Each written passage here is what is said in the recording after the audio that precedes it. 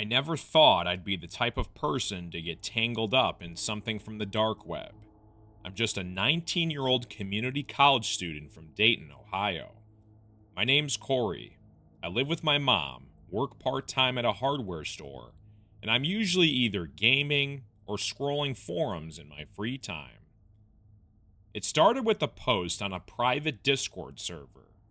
Someone dropped a link titled, $10,000 Easter egg hunt, invite only. The link led to a tour address, dark web stuff. Most people ignored it. Me? I was broke, bored, and curious, so I clicked on the link. The page looked clean. No crazy graphics or edgy hacker garbage. Just a black screen with white text. We invite you to compete. Real prizes, real locations, real risk. If you win, you keep what you find. Game begins Easter Sunday. Location and instructions will follow. 3 days later, I got a package. No return address. Inside was a disposable phone, a burner debit card with $500 preloaded, and a printed map with a circled area deep in the woods about 30 miles out of town. The instructions on the phone were simple. Come alone. Bring a flashlight. Hunt begins at 1 a.m. It felt messed up, sure, but 10 grand? That could change everything for me. I lied to my mom and told her I was spending the night at a friend's house. Drove out in my old Civic and parked on the edge of the forest near an abandoned Girl Scout camp, Camp Sycamore. The place had been shut down since the late 90s after some counselor scandal. Rotting cabins, busted signs, rusted playgrounds.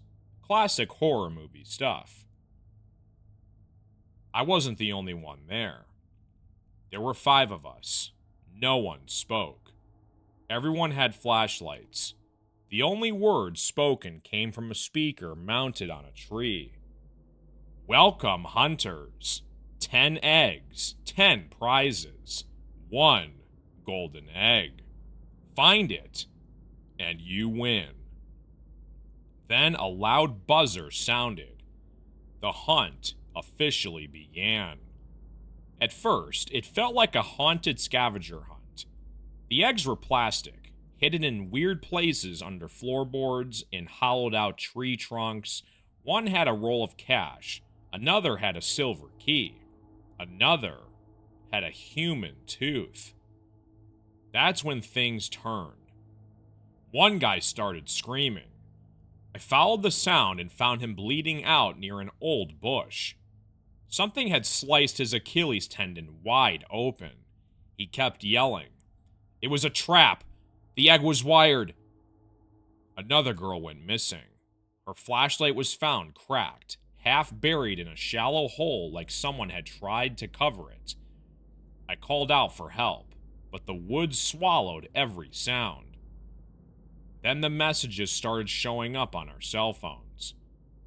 4 hunters remain. Only 1 will win. No golden egg. The prize is survival. It wasn't a competition. It was a setup. I ran. I didn't care about the money anymore. I didn't care who was behind it. I just wanted to get the heck out of there. That's when I found one of the cabins had power. Inside, monitors, dozens of live feeds from hidden cameras around the woods. The hunt was being streamed live on the dark web. I saw a masked man on one of the screens, wearing all white, an Easter Bunny mask, holding a machete. He was right outside the cabin. I locked the door, grabbed a fire poker, and smashed every camera I could. The man burst in minutes later. He slashed at me, caught my arm, but I drove the poker into his leg. As he stumbled, I ran, bleeding and breathless, all the way back to my car. I drove straight to the sheriff's office at 4:30 in the morning, shirt soaked with blood. They almost didn't believe me until I showed them the phone, the map, and the live stream footage I managed to airdrop to my phone. Turns out that Easter egg hunt was a part of sick underground series run by a group that sold real-life horror experiences to dark web bidders. People paid to watch us suffer. The guy in the mask was caught later that day. His real name? Thomas Grady, a former camp counselor fired decades ago for inappropriate behavior with minors. They found more bodies buried on the property with previous games. The other survivors? Only me and one girl made it out. The FBI took over. The ring got shut down. Grady got 6 consecutive life sentences, and I testified in court. I even made the local news. They called me the Easter egg survivor. I don't go near the dark web anymore, or forests, or Easter, if I'm being honest. Sometimes I think about how close I came to dying for $10,000 in a stupid curiosity, and I wonder how many other games are still out there, just waiting for the next bored, broke kid to click join.